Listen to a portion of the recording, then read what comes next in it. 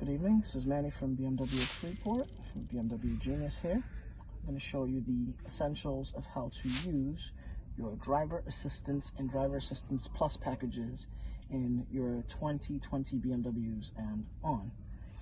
First things first, have to identify the driver assistance button in the vehicle.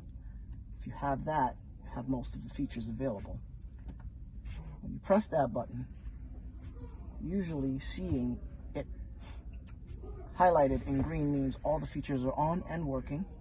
This vehicle happens to have the driver assistance plus package, which includes blind spot detection with detectors in the mirrors, frontal collision warning, and lane departure warning.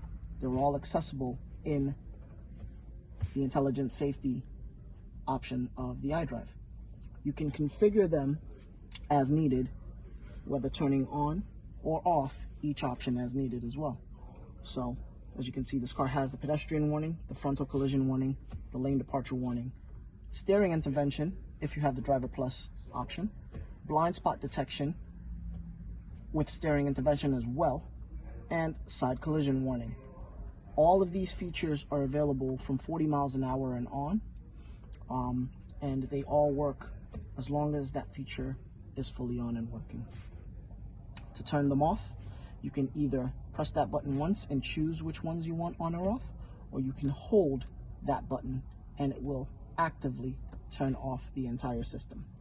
As you can see in there, it says intelligent safety deactivated. They will warn you in there, in the dashboard.